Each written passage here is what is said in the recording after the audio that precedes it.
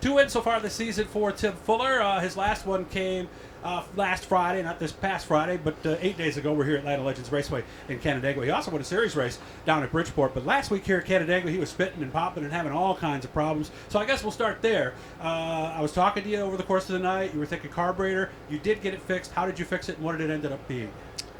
We changed probably 3/4 of the ignition, and then still didn't fix it. And so we went to changing carburetor, and that didn't fix it. And then we tore the entire dash apart. There was actually 2 other crews here doing this, and we were checking all the grounds and all the wiring and everything. And so we put it back together. Actually, thought we found a ground situation and lined up for the feature 11th. And when we were coming down for the green, I stepped on it. It started popping, and I shot to the infield. And and then they had to re-rack them. And that's when that big crash happened. And you and I were talking beforehand. You said maybe it was best that it was snapping and popping in a roundabout way, huh? Yeah, it was brought to my attention that, 2 rows that started ahead of me. So you never know. Maybe it was a blessing in disguise. Yeah. And how did you actually fix it? Well, I called up Tyler Bartlett the next day and asked him if I could just borrow a couple of laps over to Can Am. And I got a couple of friends of mine, and I wanted to see if they wanted to go over. Some people that knew about electrical and stuff. And we actually found it. It was a loose connection between the distributor and the harness. So I went out there and I run just 2 laps, and it ran good. So that took care of it. We wiggled the wires and actually got the car to quit. So it was just a poor connection. Those electrical, I've talked to enough of you guys. Those are the toughest things to track down, aren't they? They really are. And it's not the first one I've had, but it's probably the longest lasting one. We usually fix it, or it's a box or a coil or something, but this time, it was a different connection.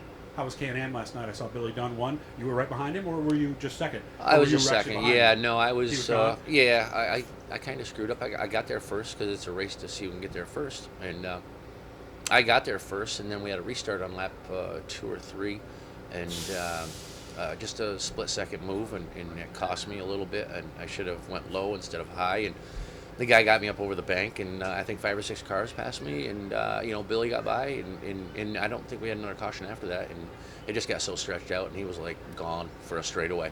Okay. Fortunate to get to second. Did you catch up one at a time, or was there a yellow that allowed you to get some There was spots? no yellows. Oh, no yellows? No. That becomes tough at Can Am when that leader gets out there. And Yeah, no yellows. yeah. Once somebody gets out there, it doesn't even matter if you were faster. Yeah. There's no time. Yeah. So you were lucky, well, not lucky, but fortunate to get to second? Yeah, I was fortunate to get to second, yeah. Did you look at the lap times? I didn't, because for some reason the transponder readings weren't up, so I didn't ever see the lap times. But, just from people watching, we were about the same. We were about the same the week before. Okay, yeah, because I would think as a second-place driver who never got a chance to race with him, I want to see those lap times, right? Yeah, well, exactly. But he gets around that place. So, it's going to be a toss-up to who gets there first. Man, since the time you and I were talking, it's actually raining. Yeah, out there I know. now. This isn't supposed to be happening. No, it's not even on the weather map. So what's the plan? Here, Can Am, Super Dirt Car Series? Is that about it? Yep.